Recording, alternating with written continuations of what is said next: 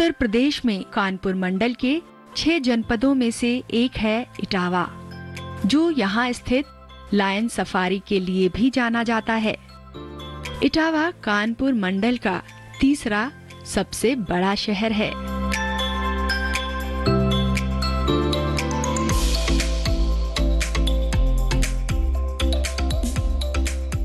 आलू कचालू बेटा कहाँ गए थे। आपने और हमने सभी ने ये कविता बचपन में जरूर सुनी होगी, लेकिन आज समझ में आता है भाई ये आलू है, कहीं भी जा सकता है। ताज भले बैंगन के सर पर हो, लेकिन सब्जियों का असल राजा तो आलू ही है। नमस्कार, कृषि स्टार्टअप में आपका स्वागत है। आज हम आ पहुंचे हैं उत्तर प्रदेश के जिला इटावा के नावली गांव में। यहाँ टिश्यू कल्चर तकनीक से आलू के बीज का उत्पादन किया जा रहा है। कौन करता है वो उत्पादन, चलिए सीधे मिलवाते हैं आपको उनसे। मेरा नाम शिवम तिवारी है। मैं इटावा से बिलोंग करता हूँ। मैंने बीटेक मैकेनिकल से पढ़ाई की है। मैं इस टाइम टिश्यू कल्चर तकनीक से आलू का बीज उत्पादन कर रहा हूँ, जिसमें अनेक प्रकार की प्रजातियों पर काम कर रहे हैं। जैसे 17 तरह की वैरायटी हैं, उन पर काम कर रहे हैं और किसानों को उच्चतम और बढ़िया क्वालिटी का बीज प्रोवाइड करा रहे हैं। सबसे पहले तो बहुत बहुत स्वागत शिवम आपका हमारे कार्यक्रम कृषि स्टार्टअप में। Thank you ma'am. चलिए मैं मंदिर चलते हैं। और वेलकम।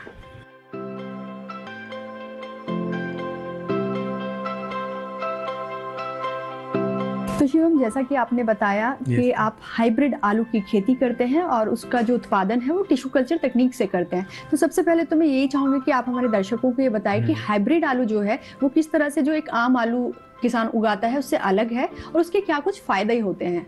आपने बहुत अच्छा सवाल पूछा। इसमें हाइब्रिड में एक तो ये कम समय में तैयार हो जाता है और दूसरा क्या है, किसानों की ईल्ड बढ़ जाती है, पैदावार। जैसे नॉर्मल आलू करें तो उसका टाइम पीरियड जो प्रोसेसिंग वैरायटी है उनका टाइम पीरियड है 120-140 दिन, जो मजबूत वैरायटी है। हाइब्रिड में क्या है 80-90 दिन पे तैयार हो जाती हैं।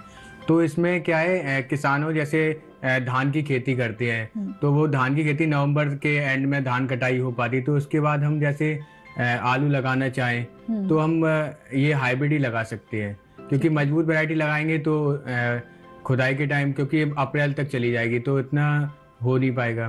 तो हाइब्रिड लगाएंगे 80-90 दिन की, तो इसमें क्या है ईल्ड भी किसानों को मिल जाएगी और कम समय में तैयार हो जाएगा और आगे वाली फसल जो मार्च अप्रैल की होगी वो भी किसान ले सकते। सबसे पहले मैं आपके इंटरेस्ट के बारे में जानना चाहती हूँ कि इस आलू वाली खेती में आने का क्या पर्पस रहा, कहाँ से सफर की शुरुआत हुई, कैसे सफर की शुरुआत हुई? जब मैं शायद 3-4 साल का हूँ तब से स्टार्ट पिताजी कर रहे हैं। अच्छा।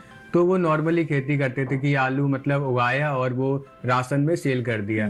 तो उसमें क्या है, आलू के मार्केट में उतार चढ़ाव बहुत ज्यादा रहता है, तो उतना प्रॉफिट नहीं हो पाता। कभी कभी क्या है, लागत के मुताबिक भी जितना हमने लगाया उतना भी नहीं मिलता था, लॉस में चले जाते थे। तो सोचा कि कुछ और सीड भी वो क्वालिटी का नहीं मिल रहा था। हम बाहर से लेके आते थे तो उच्चतम क्वालिटी और उसमें पैदावार भी नहीं आती थी, कभी कभी सही मिल गया। तो फिर 2016 के टाइम मेरी जिसमें बीटेक चल रही थी, तो एक ट्रेनिंग का वो अवसर मिला करने का, जो CPRI मोदीपुरम में जॉइंट डायरेक्टर मनोज सर के उसमें, और ट्रेनिंग की। तो वहाँ मैंने देखा भी टिश्यू कल्चर तकनीक से आलू कैसे कम समय में कम एरिया में हम इतनी पौध तैयार कर सकते हैं। वैसे तो अमूमन 10-12 साल लग जाते हैं आलू से आलू बीज बनाने में, लेकिन टिश्यू कल्चर तकनीक से हम 1 साल में आराम से अपना काफी मात्रा में बीज तैयार कर सकते हैं थोड़ी जगह में। तो आप बता रहे हैं कि बीटेक करते हुए आपको ये मौका मिल गया, लेकिन क्योंकि आपने बीटेक किया है और ज्यादातर युवाओं में रुझान होता है नौकरी की तरफ, आपके मन में कभी ये ख्याल नहीं आया कि नौकरी की जाए? नौकरी की तरफ तो रुझान नहीं रहा, क्योंकि बचपन से ही पहले तो खेती करते थे। तो जब बीटेक स्टार्ट की 2nd ईयर में, क्योंकि नौकरी तो 4th ईयर के बाद ही सोचनी थी, तो बीटेक से पहले ही अगर आपके लिए लाइन तैयार हो जाए कि आपको ये करना है, रास्ता क्लियर हो जाए, तो हम तो उसी में अपना बिजी हो गए थे 2nd ईयर से। तो सोचा अगर बीटेक जैसे नहीं भी पूरी होती है तो कोई प्रॉब्लम नहीं है, क्योंकि आगे का मुझे पता है। और हमेशा मतलब कड़ी मेहनत करनी चाहिए, रिजल्ट के बारे में नहीं सोचना चाहिए। तो अपना 2nd ईयर में स्टार्ट कर दिया और आगे 1-2 साल थोड़ा प्रॉब्लम आई, हर काम में प्रॉब्लम आती है, करने में थोड़ा टाइम लगता है सिस्टम बनाने में। तो लेकिन धीमे धीमे मार्केट भी हमने अपना जो इंटरनेट के मतलब सोशल मीडिया के माध्यम से मैंने अपना मार्केट ही बना लिया। तो पहले हम वही 400-500 रुपए पर पैकेट रेट लेते थे, आज वही हम 2-2,500 रुपए पैकेट 50 kg सेल कर रहे हैं। इंडिया इतनी बड़ी कंट्री है, अगर एक सोर्स चला मतलब वो कर दिया जाए कि एंटरप्रेन्योर के लिए अलग से वो कर दिया जाए, जिसको क्योंकि कोई रिस्क नहीं लेना चाहता है, सबसे बड़ी प्रॉब्लम ये है। और पैसे की भी कमी है थोड़ा, तो कोई रिस्क नहीं। अगर भारत में मतलब एक अभियान चला दिया कि एंटरप्रेन्योर जो कर मतलब बनना चाहता है उसके लिए, तो एक बहुत बढ़िया सक्सेस होगी। आज शिवम एक एग्रीप्रेन्योर है और एक सक्सेसफुल सफल एग्रीप्रेन्योर है। जैसा कि आप बोल रहे हैं कि नौकरी की तरफ कभी रुझान ही नहीं रहा, क्योंकि शायद आपको वो लाइन, आपका विजन पहले ही क्लियर हो गया था। तो जब आपने ये शुरू किया, हालांकि जो मुश्किलें हैं मुझे लग रहा है कम आई होंगी, लेकिन फिर भी शुरुआती तौर पर कुछ चुनौतियों का सामना करना पड़ा। सबसे बड़ी प्रॉब्लम थी पैसे की, मनी, क्योंकि टिश्यू कल्चर अगर स्टार्ट करना है तो इसके लिए 50-60 लाख रुपए की वो चाहिए, महंगी तकनीक है। हाँ। फिर उसके बाद आपको जमीन चाहिए, लैंड बहुत ज़्यादा चाहिए इसके लिए, क्योंकि आप बीज उगाना है तो लगभग 50-60 एकड़ तक जमीन होनी चाहिए। तो जमीन तो लगभग 30 एकड़ थी, तो थोड़ी मैंने लीज पे लेके स्टार्ट किया, धीमे धीमे जैसे बिजनेस बढ़ता गया।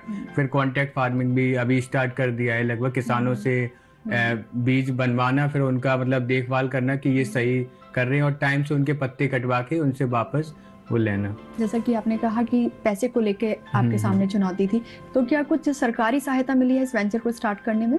सब्सिडी मैंने नेट हाउस में ली थी और भारत सरकार की तरफ से, जिसमें 28 लाख रुपए का प्रोजेक्ट था। इसमें मुझे 14.20 लाख रुपए सब्सिडी मिली थी भारत सरकार की तरफ से। तो सरकार का भी मदद रहा काफी, और सपोर्ट भी किया है सभी अधिकारियों ने। इसके अलावा क्या अभी भी ऐसा लगता है कि कुछ चुनौतियां हैं जो अभी भी फेस करनी पड़ रही है? अभी एक्चुअली अब तो इतनी चुनौतियां नहीं है, क्योंकि अब तो मार्केट भी सेटअप है, क्योंकि 5 साल हो गए, तो अब उस चीज़ में सब कुछ पता चल गया कि कहाँ कमियां हैं वो दूर की जा सकती हैं। तो अब उतनी प्रॉब्लम्स नहीं है, लेकिन अभी भी कुछ हैं, जैसे कुछ 1-2 वैरायटी उनमें प्रॉब्लम है, तो उनको नेट हाउस में लगाना है। तो जैसे अभी मुझे 4-5 एकड़ में धीमे धीमे हर साल एक नेट हाउस लगाना है, तो उसके लिए भी पैसे, क्योंकि 30 लाख रुपए हर नेट हाउस के लिए, अगर हम 5 लगाएंगे तो 1.5-2 करोड़ रुपए, तो किसान के लिए अमूमन बहुत बड़ी बात है। तो लेकिन सरकार का सपोर्ट है, धीमे धीमे आगे बढ़ रहे हैं। बिल्कुल, आप इसके लिए भी अप्लाई करेंगे तो शायद आपको सरकारी मदद मिल जाएगी। अच्छा, यहाँ से शिवम आपका लैब कितनी दूर होगा? लैब हमने अपने घर पे ऊपर बना रखा है। अच्छा, उसके लिए हमें ऊपर जाना होगा। तो फटाफट से हम ये चाय पी के और सीधे लैब पर चलते हैं। जब तक हम इनकी लैब तक पहुंचे छत पर बनी हुई, तब तक आप ले लीजिए एक छोटा सा ब्रेक।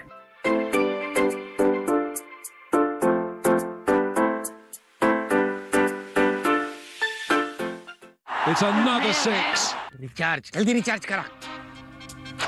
ये क्या किया? मैच तो गया। पेमेंट कैसे करेंगे? टोकनाइज कार्ड से। टोकन? हाँ, ऑनलाइन पेमेंट के लिए आरबीआई लाए हैं टोकनाइजेशन। एक बार कार्ड डिटेल्स, ओटीपी, सीवीवी डालकर टोकन जनरेट कीजिए, कार्ड भी सुरक्षित और बार बार डिटेल्स भरने की नो झंझट। वही सुविधा अधिक सुरक्षित। ऑलराउंडर वो की मैं। आरबीआई कहता है कि जानकार बनिए, सतर्क रहिए।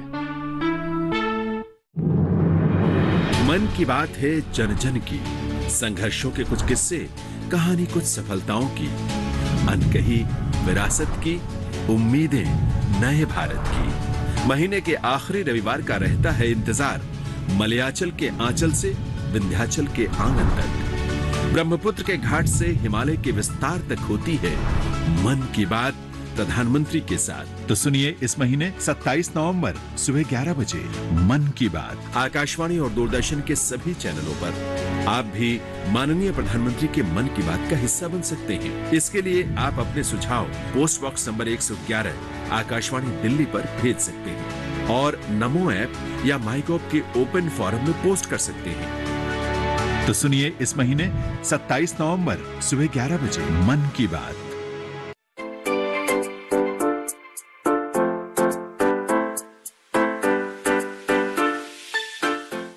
शिवम ने आलू की कल्चरिंग के लिए घर के ऊपर वाले हिस्से में ही लैब तैयार की है। लैब को शिवम ने 2 हिस्सों में बांटा हुआ है। इसके एक हिस्से में आलू के बीज के लिए ग्रोथ तैयार की जाती है, तो वहीं दूसरे हिस्से में कल्चरिंग का काम होता है। फाइनली आपकी लैब के अंदर आप पहुंचे हैं। काफी सारी वेराइटीज मुझे हाइब्रिड प्लांट्स की हैं शायद से ये। तो सबसे पहले यही कि किस तरह से यहाँ पे जो प्लांट है वो तैयार किया जाता है। इसको बेसिकली हम माइक्रो प्लांट लाते हैं सीपीआई शिमला से, उसको हम मल्टीप्लाई करते हैं। जैसे हम एक प्लांट लाते हैं हर वैरायटी का, प्रजाति का एक एक प्लांट लाते हैं, उसको हम मार्च में मल्टीप्लाई करते हैं। तो जैसे प्लांट्स का कोई सा भी नोट्स ले लेते हैं। एक प्लांट है जो टेस्ट ट्यूब में आता है, उसका एक प्लांट से लगभग 5-6 प्लांट्स नोट्स ले लिया। जैसे ये प्लांट है तो इसको हमने, जैसे एक प्लांट है इसके हमने नोट्स ले लिए 4, इसको हम दूसरे मीडिया में रखते हैं। जैसे ये सेम है, दूसरा मीडिया बोलते हैं इसको। इनको मीडिया बोलते हैं नहीं, जो ये जो केमिकल है, जो मिट्टी में तत्व होते हैं, वो हम केमिकल में, ये नीचे जो है व्हाइट कलर का, इसको हम मीडिया बोलते हैं। हाँ, इसको हम रखते हैं, ये कल्चर लेके एक एक प्लांट रखते हैं। तो ये एक प्लांट से 5 बन गए, जैसे 5 से 25 बन गए। फरवरी में स्टार्ट हो जाता है प्रोसेस, मार्च में, तो एंड तक लगभग एक पेड़ से हम 20-25 हजार प्लांट बना लेते हैं। अच्छा, इसमें खर्चा कितना आता है शिवम? खर्चा एक प्लांट का लगभग 12 रुपए आता है प्लांट। हाँ, एक प्लांट तैयार करने में। तो पहले तो हम इसको क्या करते हैं, जैसे अक्टूबर तक ये लगभग हर वैरायटी में बस 17 वैरायटी हैं, तो उसी हिसाब डिमांड के हिसाब से हम अपना देख लेते हैं कि इस वैरायटी के इतने प्लांट बनाने हैं। तो हम लगभग 1.5-2 लाख प्लांट तैयार कर लेते हैं। उसके बाद हम इसको अक्टूबर 15-20 अक्टूबर के बाद इसको हम फार्म पे ले जाते हैं। वहाँ पे इसको ग्रीन नेट हाउस में लगाते हैं, जिसको हम हार्डनिंग बोलते हैं। हार्डनिंग करते हैं 10 से 15 दिन के बीच में।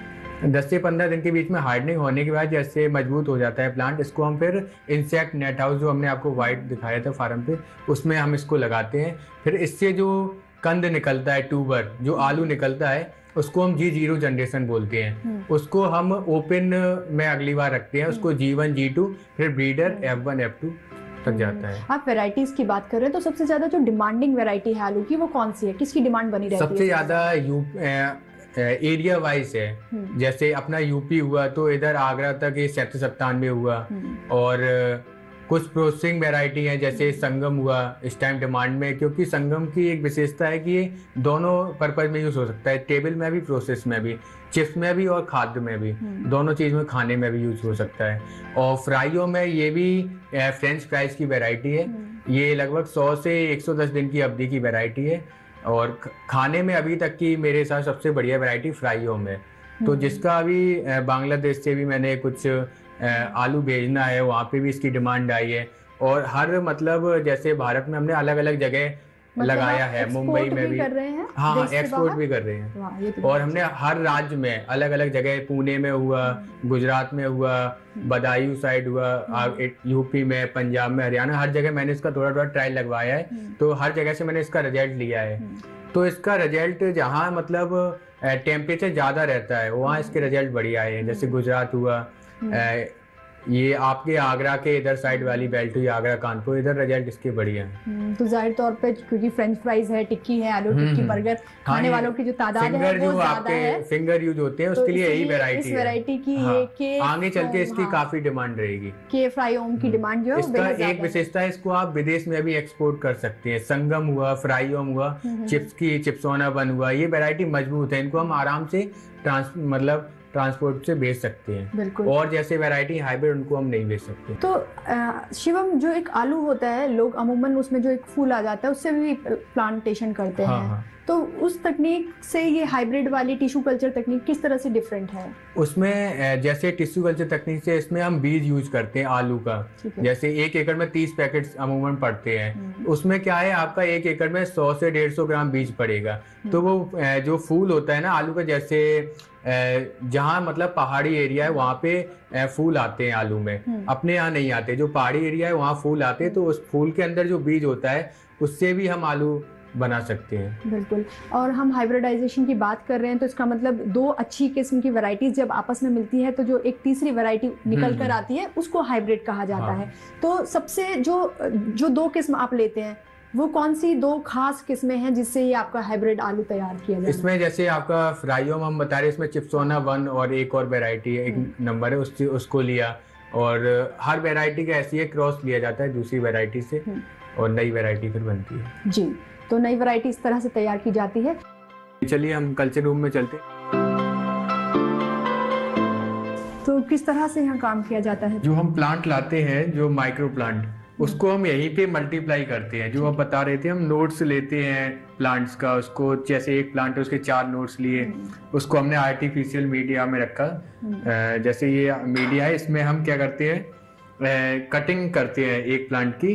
जैसे एक प्लांट से 5 प्लांट हो गए तो उसको हमने एक एक 5-5 प्लांट लगा दिए। तो ये 20 से 22 दिन के अंतराल में फिर से ये बोतल तक टच कर जाते हैं। फिर 20-22 दिन बाद हम इसको फिर मल्टीप्लाई करते हैं। हाँ, वही फरवरी से लेके प्रोसेस चलता रहता है, मल्टीप्लाई होता है। जैसे 1 से 5 बने, 5 से 25, 25 से 125, ये चलता है। फिर हम अक्टूबर को इसको बाहर निकालते हैं। कटिंग से पहले ये पूरा एक बार स्पिरिट से हम साफ कर लेंगे। ये इसमें स्टेबलाइजेशन हो रहा है। जो आपके जो यूज करते हैं कटिंग में, उनको हम इसमें गर्म कर सकते हैं, या जैसे डिब्बी हो उसमें आग होती है उससे गर्म कर सकते हैं।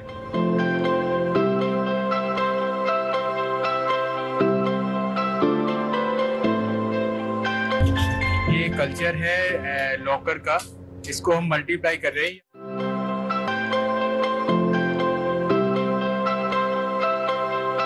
इसका लगभग 1 महीना हो गया। उसके बाद हम दोबारा इसको 25-30 दिन के अंतराल में फिर से इसका मल्टीप्लाई कर रहे हैं। इसका नोट्स लेंगे जो हम दूसरे मीडिया में लगाएंगे। ये नोट्स हम पत्ती से नीचे का हिस्सा ले सकते हैं, लगभग 2 नोट्स आ जाएं। ये मीडिया है जो व्हाइट कलर का इसमें दिखाई दे रहा है। जो मीडिया बनाने का प्रोसेस है, इसको ऑटोक्लेव करते हैं। ऑटोक्लेव करने का जो भी बैक्टीरिया होगा तो वो खत्म हो जाए। ऑटोक्लेव करने के बाद हम इसको मीडिया प्रिपरेशन रूम में उसमें हम इसको रखते हैं। ऑटोक्लेव से निकलता है तो ये लिक्विड फॉर्म में होता है। तो जब ये एसी में हम इसको रख देते हैं 20-22 डिग्री टेम्परेचर, तो ये सॉलिड हो जाता है। उसके बाद हम इसको इसमें प्लांट लगा सकते हैं। अपने जो नोट्स कटिंग हमने की है उसको हम इसमें लगा देते हैं। इसको लगाने के बाद ये 20-22 दिन के अंतराल में फिर से इतने ही बड़े हो जाते हैं। फिर इनको हम दोबारा मल्टीप्लाई करते हैं। इस तकनीक से हम जल्दी से जल्दी कम समय में और कम जगह में ज़्यादा से ज़्यादा बीज तैयार कर सकते हैं। इसकी कल्चरिंग लेने के बाद जो इसके नीचे के नोट्स हैं रूट्स के पास, उसको हम दोबारा से अपना कल्चरिंग रूम में रख देंगे और ये 20-22 दिन के अंतराल में फिर से दोबारा से बड़े हो जाते हैं, बोतल तक टच हो जाते हैं। तो उनको फिर हम ओपन में लगा देते हैं।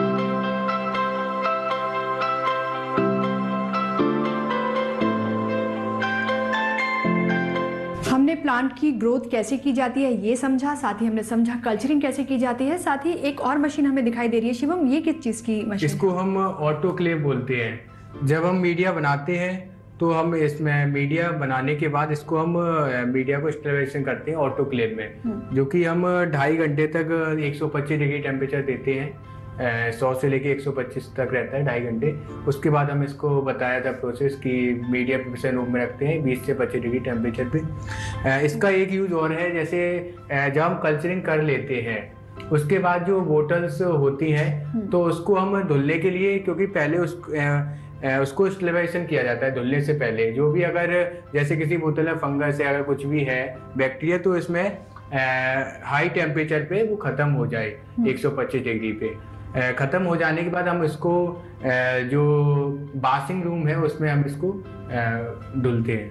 जब आलू का प्रोडक्शन आप करते हैं तो उसका स्टोरेज कहाँ पे किया जाता है, कैसे किया जाता है? स्टोरेज हम कोल्ड स्टोर में करते हैं, जिसमें दो तरह का होता है। एक तो राशन के लिए यूज होता है, उस रूम होता है, और दूसरा होता है जो बीज के लिए एक अलग रूम होता है, उसमें हम कोल्ड स्टोर करते हैं। तो यहाँ से लगभग 10 किलोमीटर पे हमारा कोल्ड स्टोर है, वहाँ चलते तो हैं। हम कोल्ड स्टोरेज पे जाते हैं और देखते हैं कि किस तरह से जो आलू है उसको स्टोर किया जाता है। तब तक आप एक और छोटा सा ब्रेक ले लीजिए।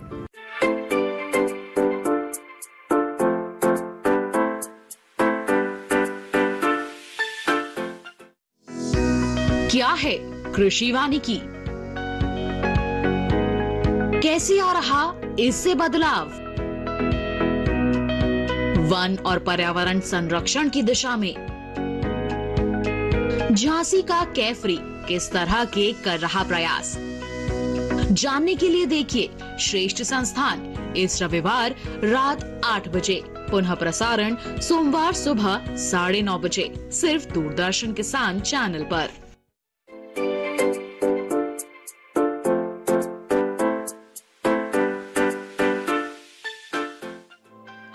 जिले के सरकारी अधिकारी भी शिवम के प्रयासों की सराहना तो करते ही हैं, साथ ही आने वाले समय में उनको हर जरूरी सहायता देने के लिए भी तैयार हैं। देखिए, इटावा में श्री रामकरण तिवारी जी जो हमारे सबसे मेजर अग्रणी किसानों में थे, उनके द्वारा एक काम शुरू, उनके बेटे जो श्री शिवम तिवारी हैं उन्होंने भी एक काम शुरू किया और बहुत ही अच्छा एक यूनिक काम शुरू किया है।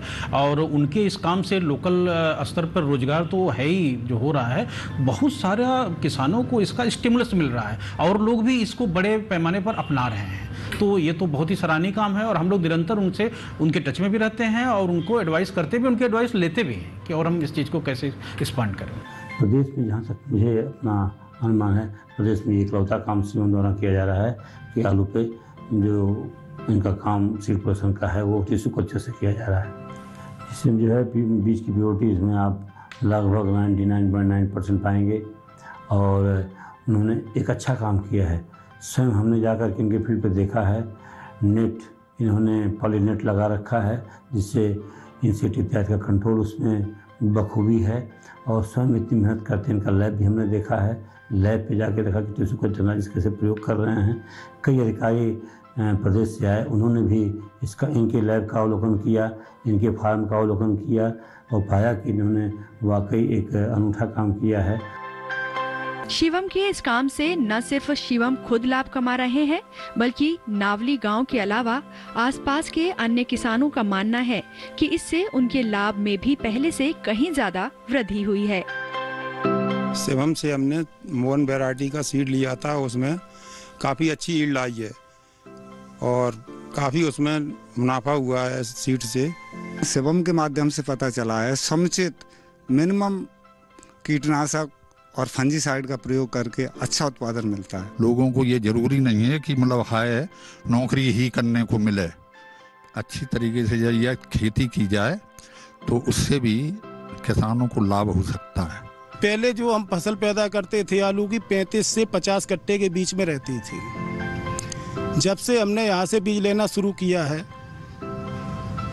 तो 60, 70, 80 कट्टे की पैदावार हम लेते हैं। इन्होंने विगत 2-3 साल से अपने यहाँ लैब भी स्थापित की है घर पे, जिसका उन्हें बहुत फायदा हुआ। आज की तारीख में यूपी का पहली लैब इनकी बनी थी और उससे इन्होंने इतनी वैरायटियां उत्पन्न की हैं आलू के संबंध में, तो प्रगतिशील किसान के हुए और ये जगह जगह सम्मानित भी होते रहे शिवम तिवारी जी। तो हम यहाँ कोल्ड स्टोरेज पर आ चुके हैं और शिवम से जानते हैं कि यहाँ पे जो आलू है उनको किस तरह से सुरक्षित रखा जाता है। खुदाई के लगभग जैसे हम खुदाई कर लेते हैं, उसके बाद हमें पहले तो लगभग 5-6 दिन या 1 हफ्ते हमें पराली से जो आलू निकाला है खेत से उसको ढक देना चाहिए। उसके बाद जो बीज का होता है उसको हमें या तो बोरिक पाउडर ट्रीटमेंट कर दें या किसी और अन्य चीज से ट्रीटमेंट करके ही हमें बीज का आलू कोल्ड स्टोर रखना चाहिए। बोरिक एसिड वाला जो होता है वो हमको खाने में यूज नहीं करना चाहिए, वो मेनली बीज के लिए है। और दूसरा चीज ये है जैसे हम इसको पराली या उससे गन्ने से ढक देते हैं तो मजबूत है, तो सड़ने का चांस बहुत कम रहता है कोल्ड स्टोर में। अगर मार्केटिंग स्ट्रैटेजी की बात करें तो वो क्या है आपकी?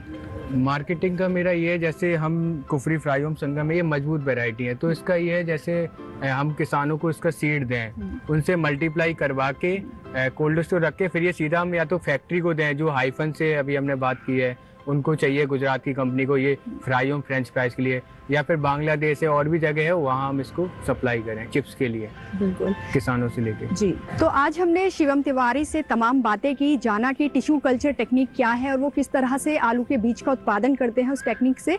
शिवम, कृषि में आपका इंटरेस्ट है ये तो हम जान गए, लेकिन क्या आपकी कोई पर्सनल और हॉबी है जिसे आप पसंद करते हैं? पर्सनल हॉबी एक्चुअली क्रिकेट था, लेकिन उसमें उतना लगा कि सक्सेस नहीं मिलेगा तो अपना एग्रीकल्चर लाइन में आ गए, क्योंकि ये पहले से ही बैकग्राउंड। ये तो प्रोफेशन की बात हुई, लेकिन आज भी आप क्रिकेट खेलना यानी पसंद करते हैं? खेलते हैं जब भी टाइम मिलता है, काम के साथ साथ थोड़ा हफ्ते में या 2 हफ्ते में माइंड फ्रेश भी होता है। जी, बिल्कुल कहा जाता है शौक बड़ी चीज है, उसको जिंदा रखना चाहिए, तो आप अपने क्रिकेट के शौक को भी बनाए रखिए और हम ये दुआ करेंगे कि आपका जो बिजनेस है वो और आगे जाए और हम जब अगली बार आए तो और शिवम तिवारी ग्रो कर चुके हों। तो बहुत बहुत धन्यवाद आपका।